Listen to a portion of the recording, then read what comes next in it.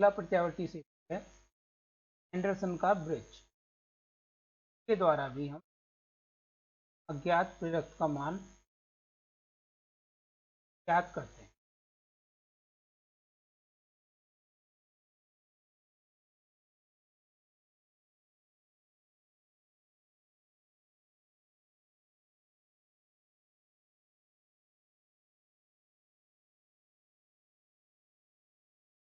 के द्वारा अज्ञात प्रेरक 12 का मान केवल विरोध को परिवर्तित करके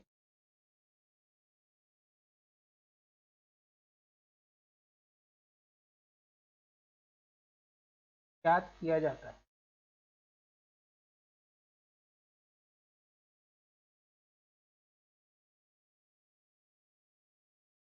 यह मैक्सवेल के एलसी सेतु का संशोधित रूप है।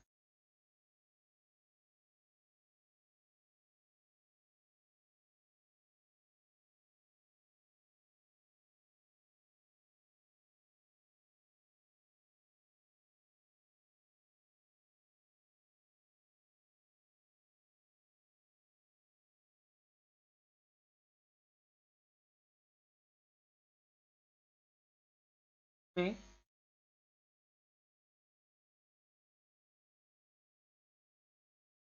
एक अप्रेरकीय यानी नॉन इंडक्टिव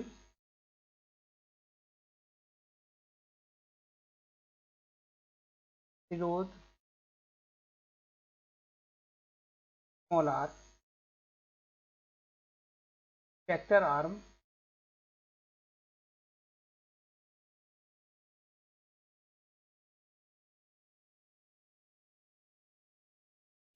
में लगाते हैं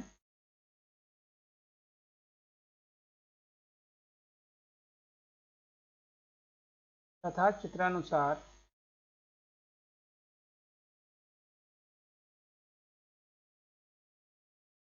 मानक संधारित्र स्टैंडर्ड कैपेसिटर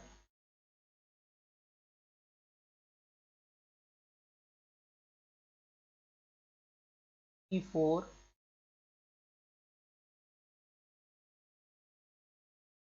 प्रतिरोध स्मॉल आर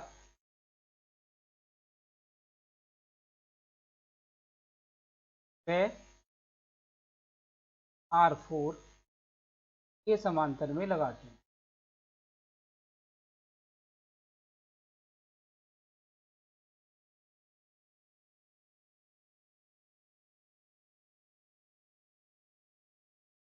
तो हम परिपथ आरेख देखते हैं पहले।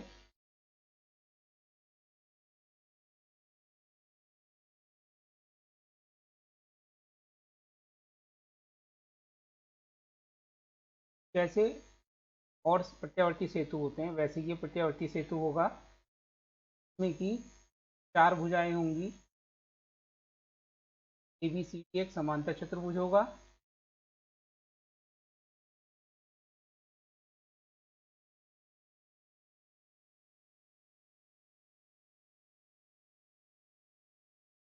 A और C विकर्ण के बीच में एक वैद्युत स्रोत लगाएंगे।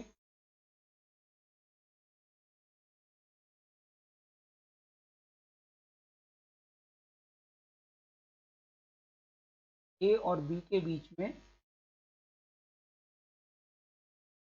अज्ञात प्रेरक का मान हमें ज्ञात करना है। एक परिवर्ती विरोध R1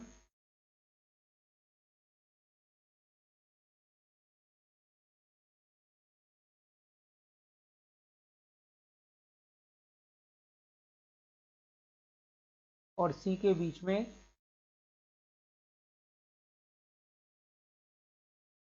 एक प्रतिरोध R2 ये फिक्स है।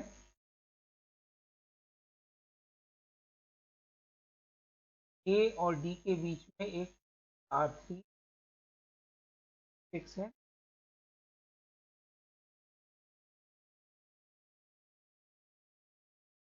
और ई और डी के बीच में एक प्रतिरोध R4।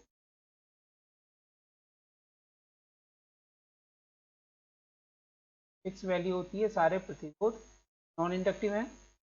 अब आर्म डी में इंडक्टर या संसूचक के साथ एक रेजिस्टेंस, परिवर्ती रेजिस्टेंस स्मॉल आर लगाएंगे, जो चेंज की जा सकती है। परिवर्ती रेजिस्टेंस और कैपिटल R4 के समांतर में एक मानक संधारित्र C4 चित्रानुसार लगाएंगे। ये बन गया हमारे पास circuit diagram of Anderson bridge, और इसमें हमें रिएक्टिव एल का मान ज्ञात करना है।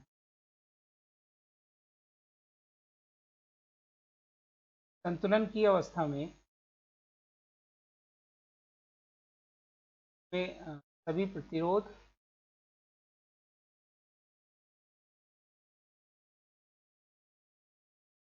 नॉन इंडक्टिव हैं।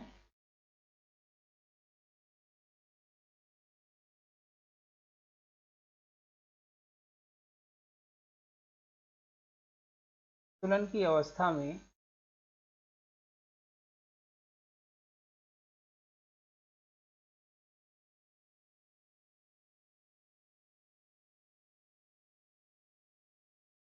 संसूचक कैपिटल डी, इंडक्टर कि हम इस पॉइंट को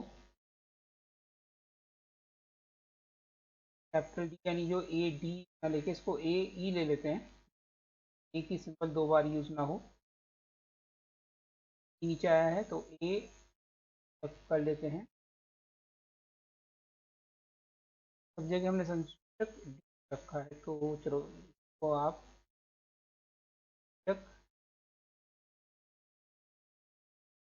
को हम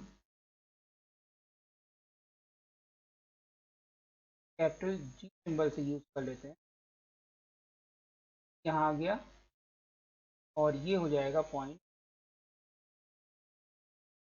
संतुलन की अवस्था में संसूचक जी में धारा क्या होगी, अतः परिपथ के अनुसार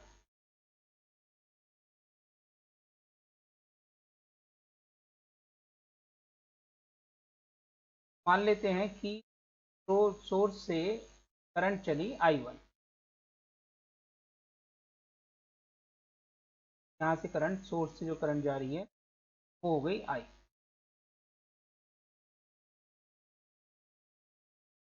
अब ये जब बिंदु A पर पहुंचेगी तो ये दो हिस्सों में टूट जाएगी, I1 और I3।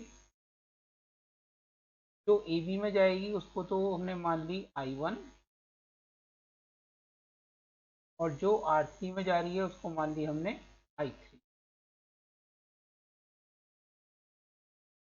बिंदु B पर ये धारा दो हिस्सों में टूटेगी, तो I2 और संसूचक में IG। संतुलन की अवस्था में IG का मान 0 होगा। जब ये I3 बिंदु D पर आएगी फिर ये दो हिस्सों में टूट जाएगी, इस तरफ तो हो जाएगा IR, और बिंदु F पर जब ये पहुंचेगी तो चूंकि गैल्वेनोमीटर के अंदर करंट 0 है, E4 में हम धारा मान लेते हैं I3, 4 में धारा मान ली हमने।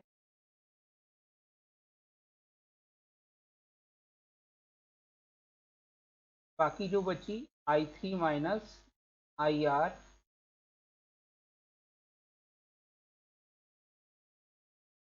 ये R4 से जाएगी,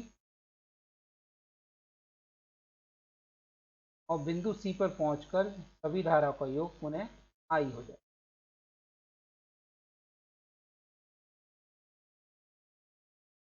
जब संसूचक में धारा शून्य है तो बिंदु या नोड डी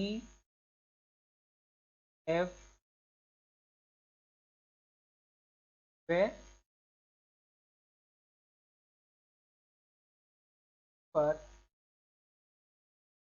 पर अगर हम बात करें तो I1 is equal to I2। F पे बात करें तो IR is equal to IC। और बिंदु डी पर बात करें तो हम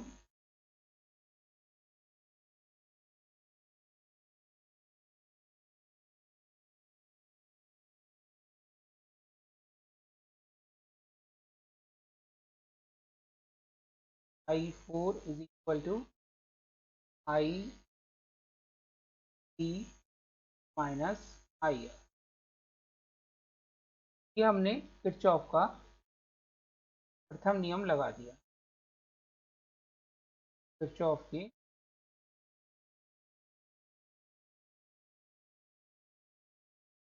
हम नियम से।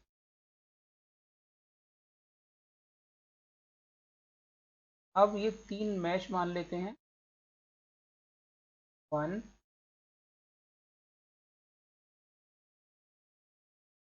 और इसको 3, सारे के सारे क्लॉकवाइज हैं। तो मैश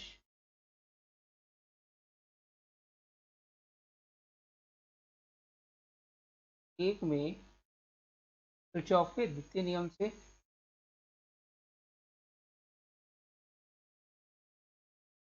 I1 इंटू जो इंडक्टेंस है उसकी की बाधा होती है J ओमेगा L, और यही करंट R1 में जा रही है, plus R1 minus small r IR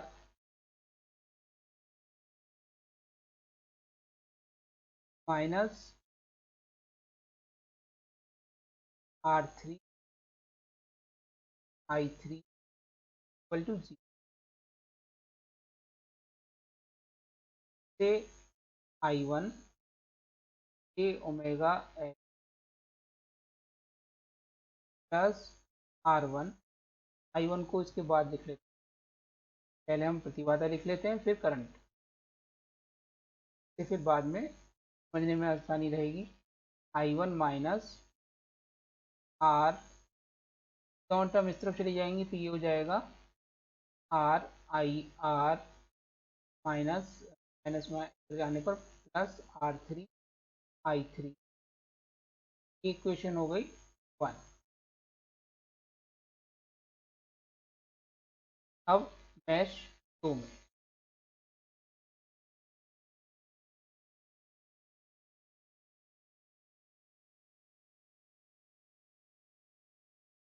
चौक का सेकंड रो लगा दिया।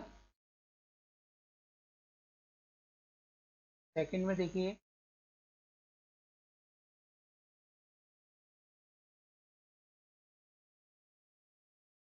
हो जाएगा R2 I2 minus 1 over J omega 4 to IC equal to IC का मान IR के इक्वल है, ये हो जाएगा 1 over J omega C4 IR is equal to R2 I1 की IC is equal to IR व I2 is equal to I1। प्रथम नियम से हम देख चुके हैं, तो इससे IR का मान ज्ञात हो जाएगा। IR is equal to J omega C4 R2 I1। ये हो गया समीकरण नंबर 2। इसी प्रकार से तीसरे मैश के लिए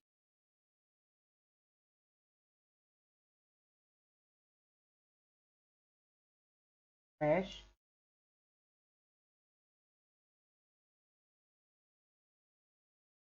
समझिए, स्मॉल आर और C4 में करंट IR एक डायरेक्शन में जाएगी और I4 अपोजिट डायरेक्शन में जा रही है। I4 की वैल्यू है I3 minus.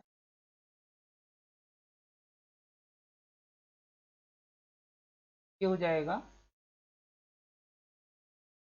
R plus 1/j⍵C4 to IR minus R4 I4 equal to, यहाँ पे IR और IC इक्वल हैं तो इसलिए हमने R प्लस 1/j⍵C4 को कॉमन ले लिया और I4 की वैल्यू हम I3 माइनस IR रखेंगे। ये हो जाएगा R plus 1/j⍵4 IR minus R4 I3 minus IR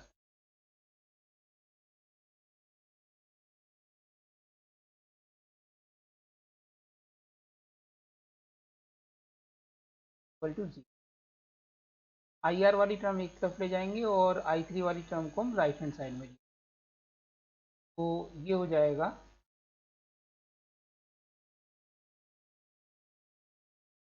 small r plus R4 plus 1/j⍵4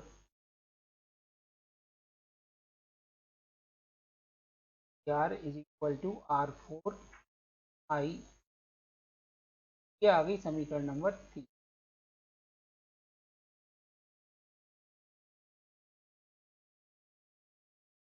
तो समीकरण नंबर 3 IR और I3 टर्म में है।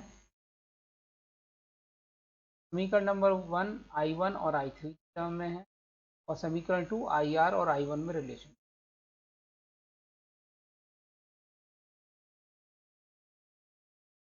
समीकरण 2 से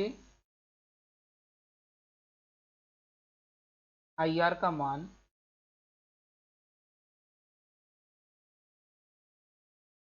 एक व पहले एक में रख लेते हैं, एक में रखने पर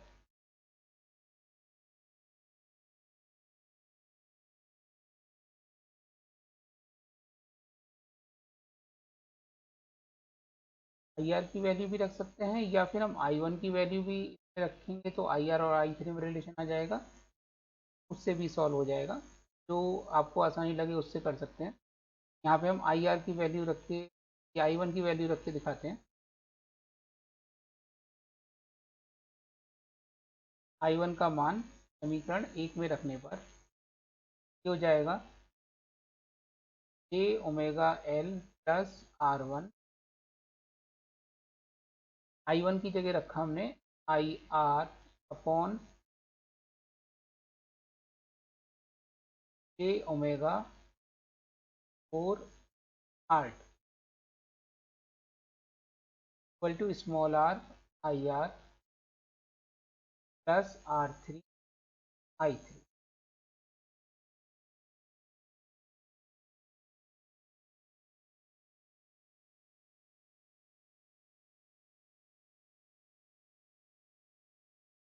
IR वाली टर्म एक तरफ ले गए हो गया j⍵L plus R1 over j⍵C4 R2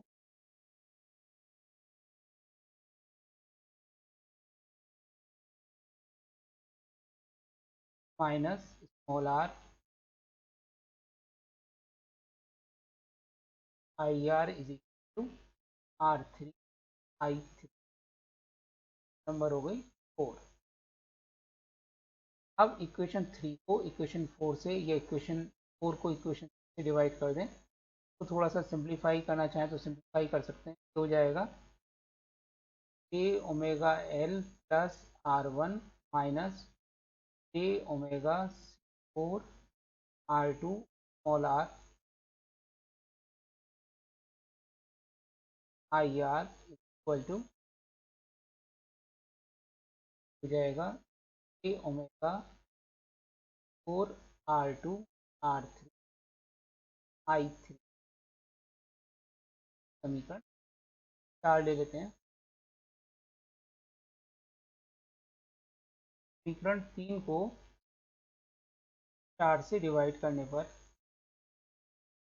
समीकरण 3 में वैल्यूज आ रही हैं आई आर और आई थ्री की टर्म्स में, यहाँ भी आई आर और आई थ्री की टर्म्स में। जब दोनों को डिवाइड करेंगे तो I R I three cancel हो जाएंगे, और थर्ड में देगा R plus capital R4 plus 1/j⍵C4 divided by j⍵L plus R1 minus j⍵C4 R small R equal to R4/j⍵4 R2 R3। बहुत सारी टर्म है, थोड़ा ध्यान से करिएगा इसको, गलती की संभावना होती है।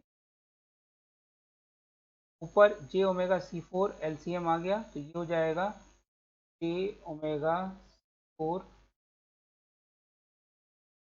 Small R plus capital R4 plus 1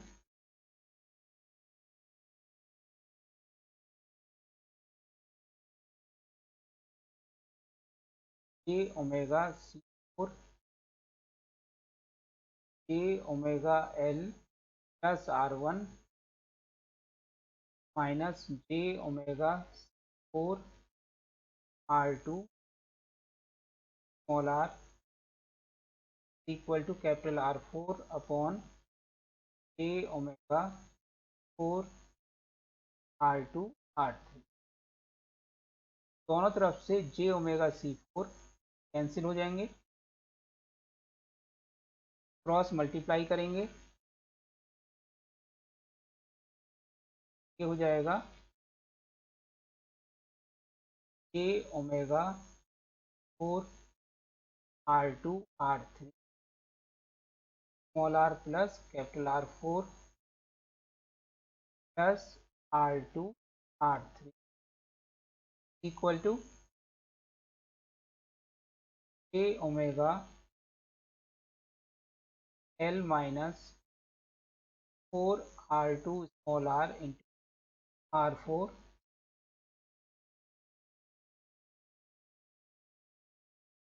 plus R1 R2।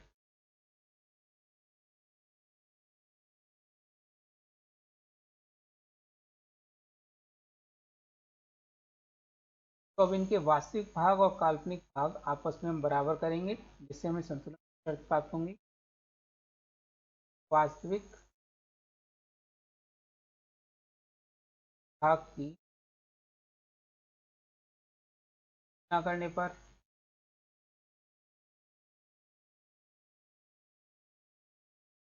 R2 R3 equal to R1 R2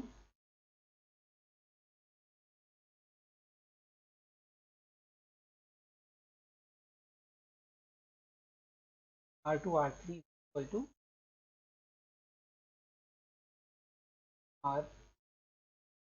R1 R4 से आ जाएगा हमारा R1/R2 इक्वल टू R3/R4। ये तो हो गई पीसी संतुलन की शर्त।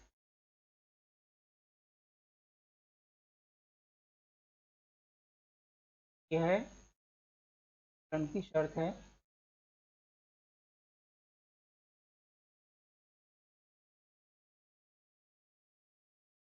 से R1 को परिवर्तित करके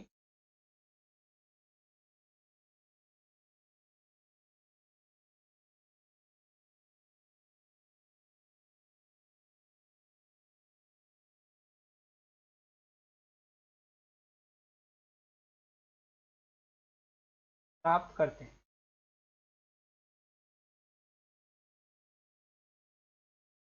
अब काल्पनिक भागों की तुलना करने पर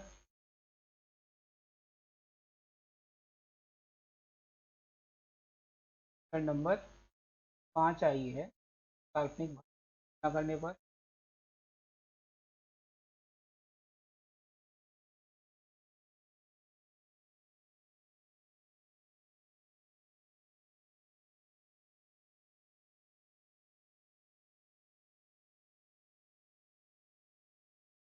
लेफ्ट हैंड साइड में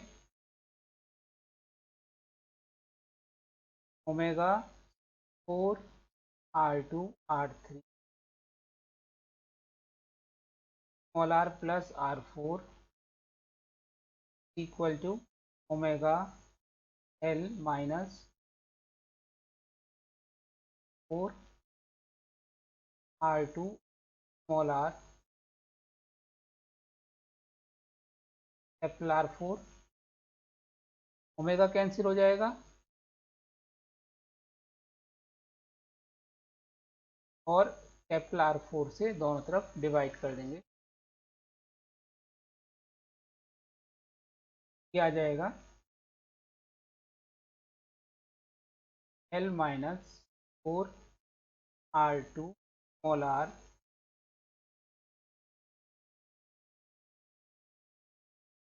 equal to 4 R2 R3 1 plus small r over R4।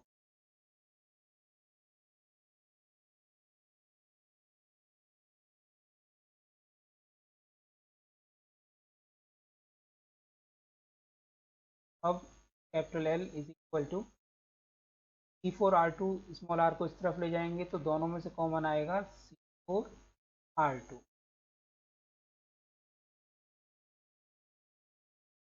अंदर बचेगा R3 plus small r R3 on R4 plus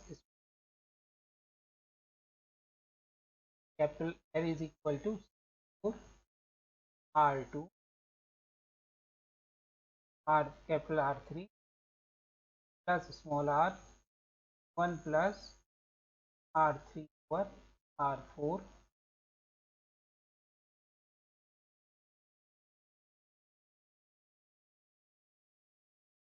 तो ये आ जाएगा फार्मूला बैलेंस का। बैलेंस जब हमें मिलेगा तो इससे हम अज्ञात प्रेरक का मान ज्ञात कर सकते हैं।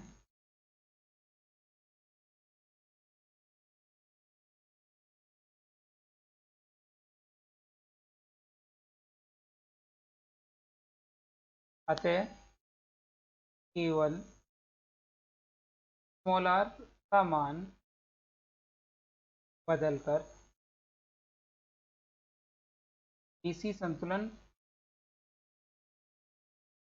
प्राप्त करेंगे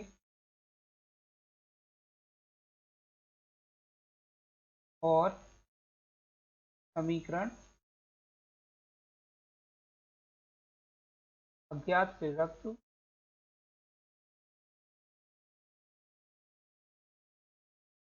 गणना कर लेंगे।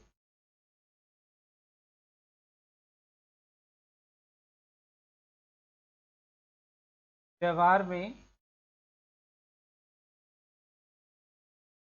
जो रेजिस्टेंस होती हैं R3 को हम R4 के इक्वल रखते हैं।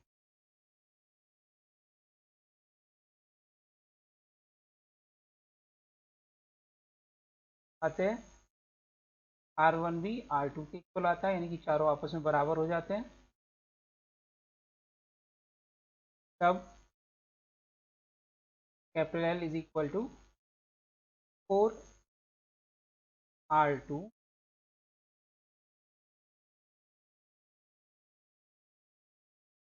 R3 और R4 आपस में बराबर होंगे, R1 और R2 आपस में बराबर होंगे।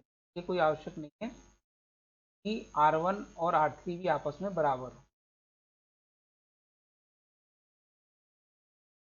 R3 प्लस स्मॉल r, और ये R3 और R4 बराबर होने पर ये 1 हो जाएगा, यानी कि ये हो गया 1 + 1, that is L is equal to C4 R2 R3 plus 2R। Practically इस सूत्र की सहायता से हम आसानी से अज्ञात प्रेरक का मान ज्ञात कर लेते हैं।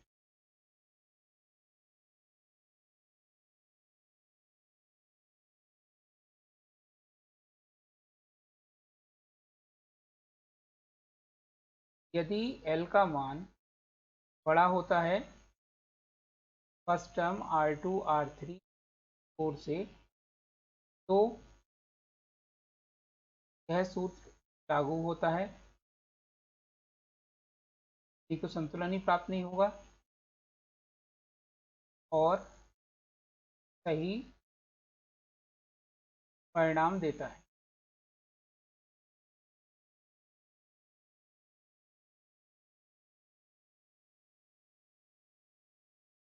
आज के लेक्चर में सभी का स्वागत है। आज हम पढ़ेंगे प्रत्यावर्ती सेतु। जैसा कि हमने पिछले वीडियो में पढ़ा था कि प्रत्यावर्ती सेतु के संतुलन की शर्त होती है Z1/Z2 is equal to Z3/Z4, जहाँ पर Z प्रतिबाधाएं हैं समांतर चतुर्भुज की 4 भुजाओं के रूप में, जैसा कि व्हीटस्टोन सेतु में हमने 12th में पढ़ा था।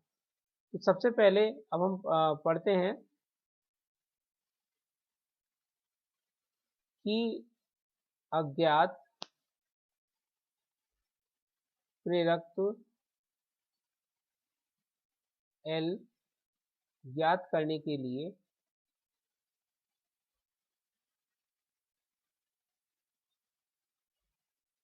प्रत्यावर्ती सेतु। जो बीएससी फर्स्ट ईयर के सिलेबस में है वो 2 सेतु हैं। पहला है फर्स्ट मैक्सवेल का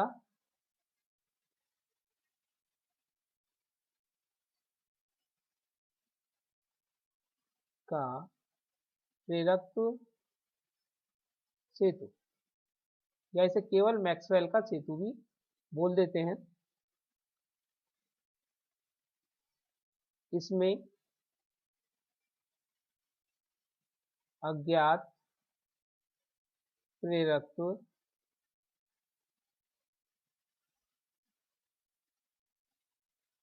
कैपिटल L का मान ज्ञात प्रेरकत्व के रूप में निकालते हैं।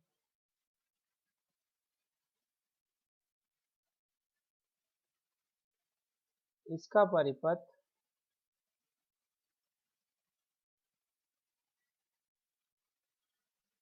चित्रानुसार होता है।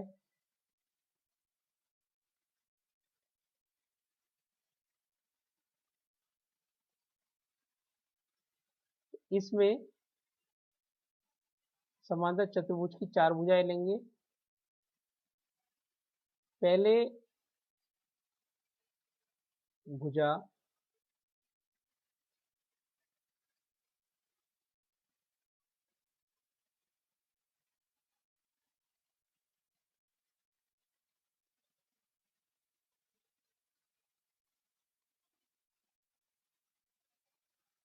पहली भुजा में हमने यहाँ पर एक ज्ञात प्रेरकत्व L1 ले लिया, जिसका मान हम परिवर्तित कर सकते हैं, और इसके साथ श्रेणी क्रम में एक प्रतिरोध है R1। Z2 की जगह हमने एक दूसरा प्रतिरोध ले लिया, जिसके मान को हम परिवर्तित कर सकते हैं, यह है R2। जो एरो है ये बताता है कि इसका मान परिवर्तित किया जा सकता है।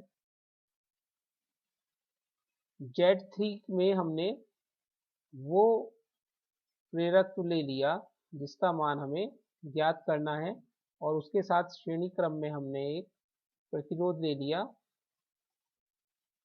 L का मान हमें ज्ञात करना है यहाँ पर।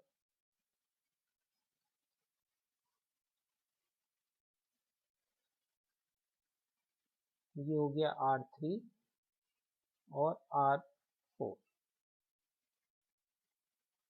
R3 और R4 की वैल्यू नोन होती है। इस पर हमने एक AC सोर्स लगा दिया, एक विकर्ण के along E is equal to E naught sine omega T, omega जहाँ इसकी कोणीय आवृत्ति है, और दूसरे डायगोनल पर हमने एक हेडफोन या डिटेक्टर लगा दिया।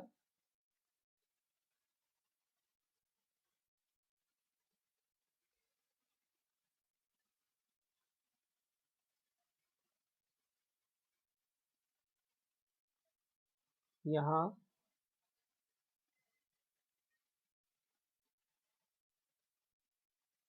R1, R3, R4 के मान नियत हैं तथा L1 व R2 के मान ज्ञात व परिवर्तित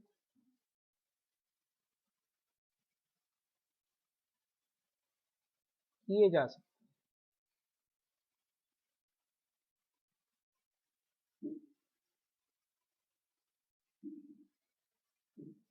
अब चित्र के अनुसार Z1, Z2, Z3, Z4 की वैल्यू लिखेंगे।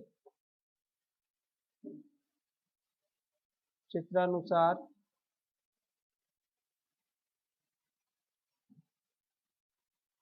Z1, Z1 में एक इंडक्टेंस और एक रेजिस्टेंस सीरीज में है, तो इनकी नेट प्रतिबाधा R1 प्लस जे एक्स एल होगी, और इसको हम लिख सकते हैं Z1 is equal to R1 plus j omega L1। चित्र से ही Z2 की वैल्यू है R2, और Z3 की वैल्यू जैसे हमने Z1 लिखा था R3 plus j omega L, और Z4 हो गया R4। अतः संतुलन की अवस्था में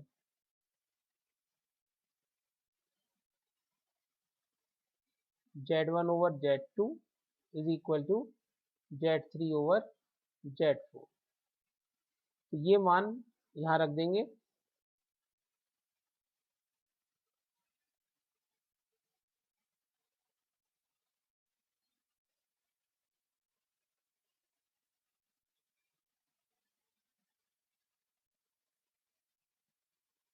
Z1 की वैल्यू है R1 plus j omega L1 divided by Z2 की value R2 is equal to Z3 की value R3 plus j omega L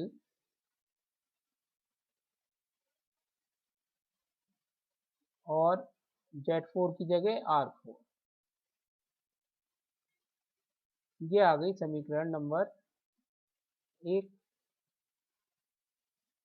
अब समीकरण 1 से वास्तविक मान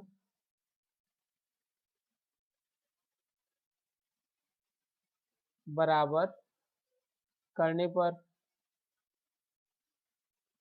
तो दोनों तरफ के वास्तविक मान अगर हम बराबर रखेंगे तो हमें शर्त मिल जाएगी R1/R2 is equal to R3/R4।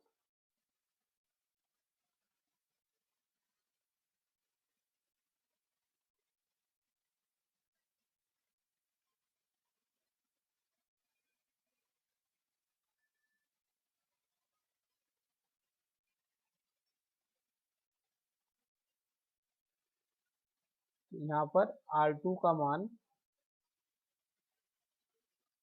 बदलकर यह शर्त पूरी कर लेते हैं,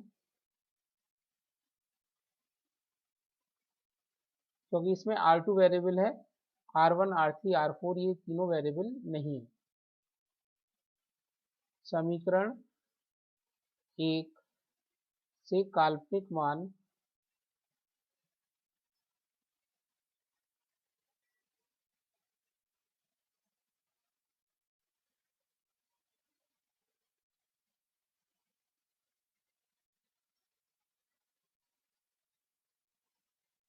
बराबर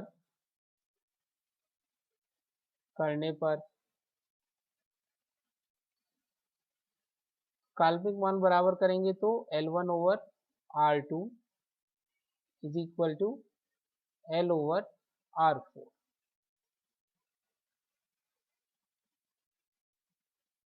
और इससे L की वैल्यू आ गई L1/R4/R2।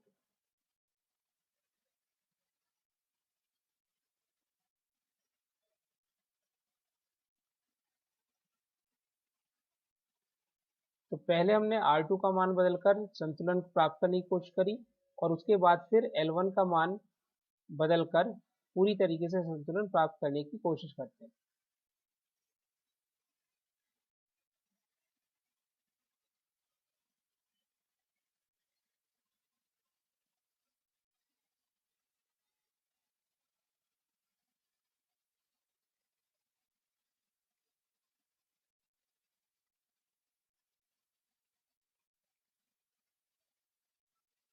तो इस प्रकार से अज्ञात प्रतिरोध L का मान अज्ञात प्रेरकत्व L का मान ज्ञात प्रेरकत्व L1 की टर्म में ज्ञात किया जा सकता है।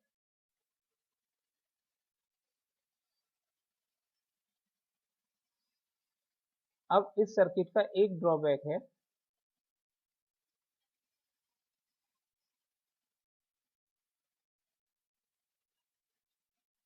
इसका अवगुण या ड्रॉबैक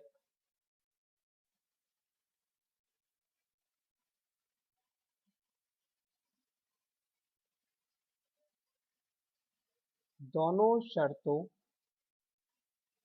यानी डीसी व एसी, मतलब काल्पनिक भाग और ये वास्तविक भाग का एक साथ पूरा होना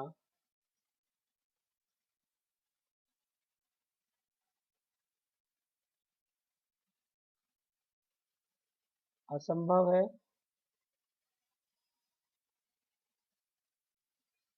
क्योंकि L1 का मान बदलने पर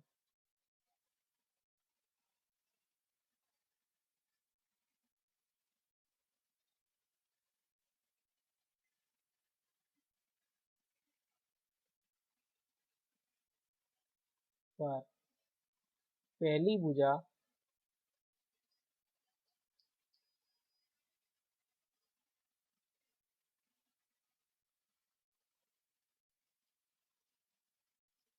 का कुल प्रतिरोध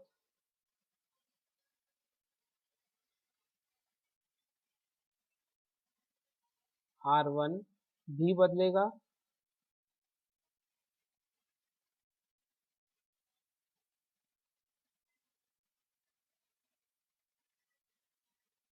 और इस कारण पूर्ण संतुलन प्राप्त नहीं होगा।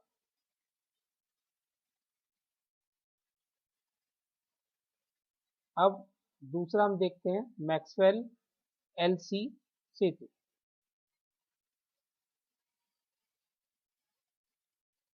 मैक्सवेल का प्रेरकत्व व धारिता,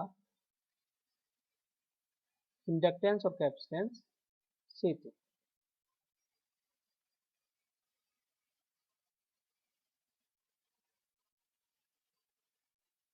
इसमें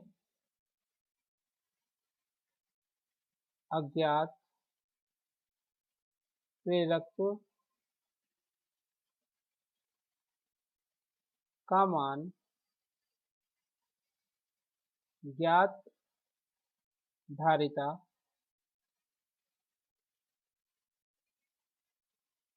C के रूप में करते हैं। इसका परिपथ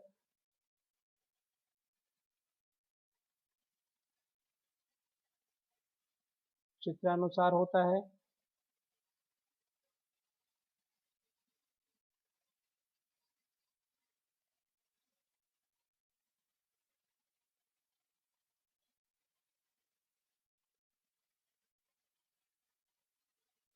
इसमें भी व्हीटस्टोन ब्रिज की तरह 4 भुजाएं,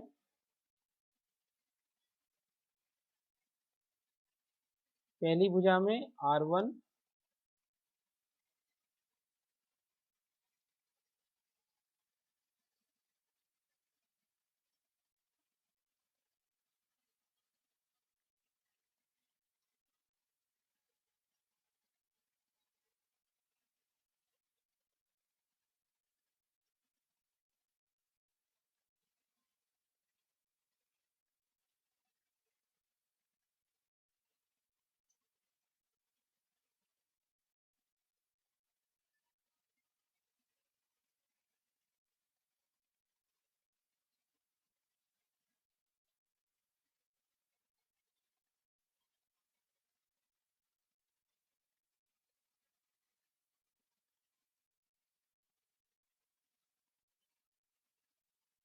तो देखिए चित्रानुसार पहली भुजा में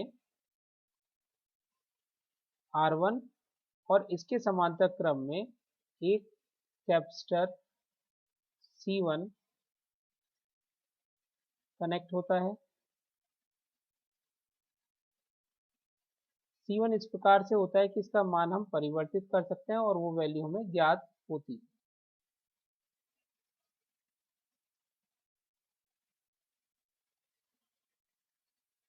दूसरी भुजा में R2 जो वैल्यू हमें ज्ञात होती है। तीसरी भुजा में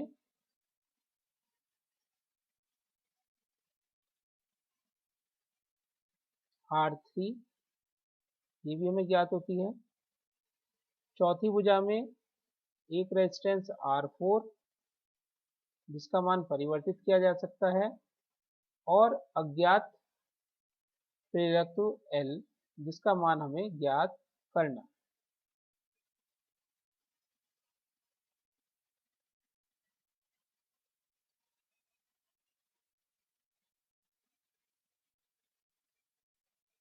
डायगोनल B और D के बीच में एक डिटेक्टर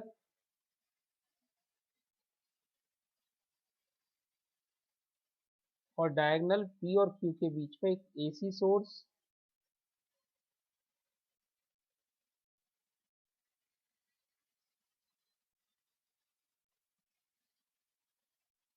जिसका EMF capital E is equal to E naught sine omega t, जहां ओमेगा उसकी कोणीय आवृत्ति है।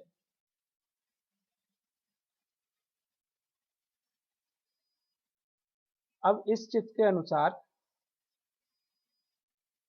पहले हम देखते हैं Z1 कितना होगा।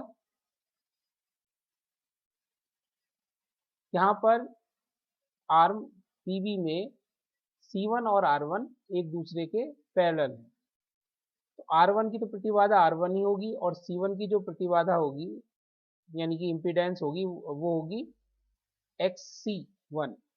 यानी हम ये कह सकते हैं कि 1/Z1 is equal to 1/R1 plus 1/XC1।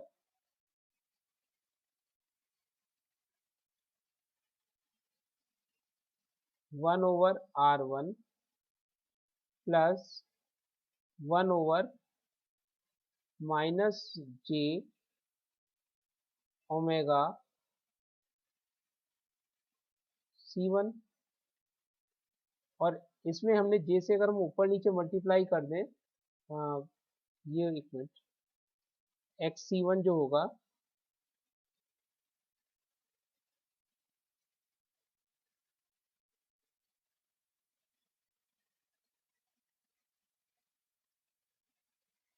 -j into 1/-ω C1।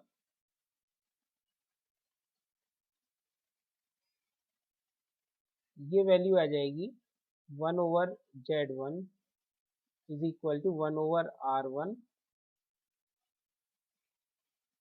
Plus हमने j से ऊपर नीचे मल्टीप्लाई कर दिया तो j⍵C1 नीचे हो गया -j²। j² की वैल्यू -1 और माइनस माइनस प्लस में कन्वर्ट हो जाएगा।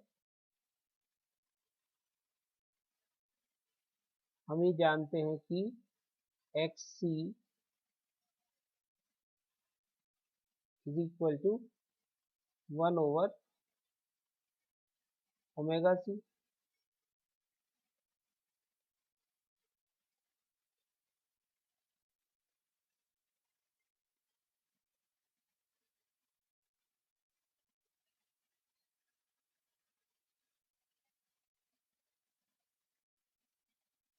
और XC 90 डिग्री बिहाइंड होती है R से।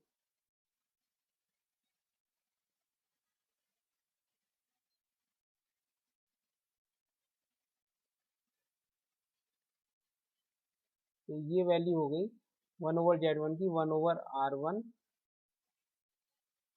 प्लस j⍵C1 तथा Z2 is equal to R2, Z3 is equal to R3 व Z4 is equal to R4 plus j⍵L। अतः संतुलन की शर्त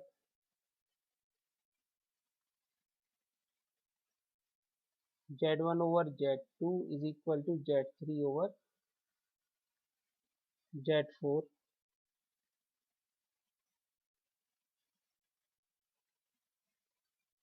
से, इसको हम उल्टा कर दें अगर, Z2/Z1 is equal to Z4/Z3। और अब Z1 Z2 Z3 और Z4 की वैल्यू रख देंगे।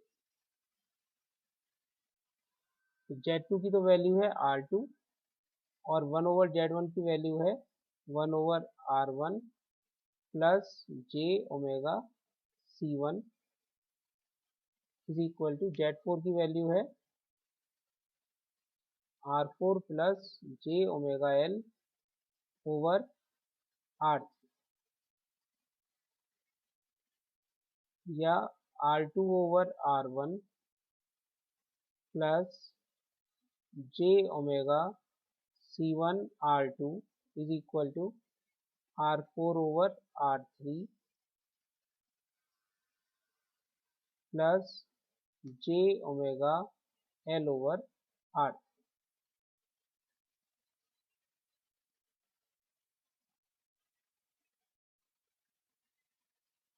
वास्तविक मान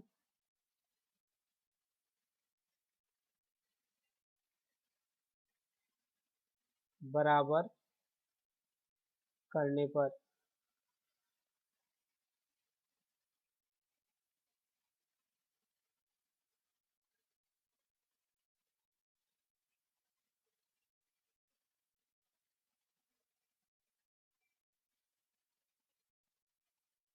R2 over R1 is equal to R4 over R3, या हम कह सकते हैं इसको रिवर्स कर दिया, R1 over R2 is equal to R3 over R4।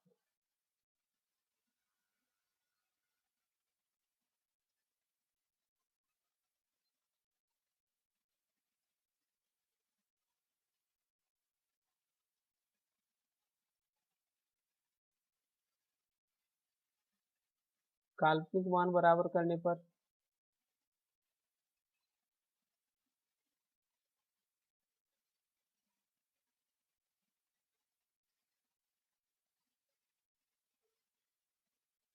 C1 R2 is equal to L over R3, तो इससे अज्ञात प्रेरक तो L is equal to C1 R2 R,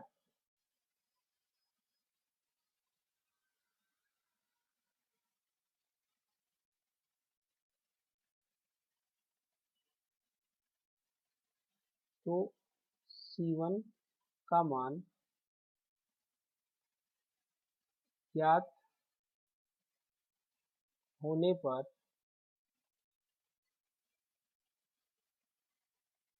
L का मान प्राप्त हो जाए।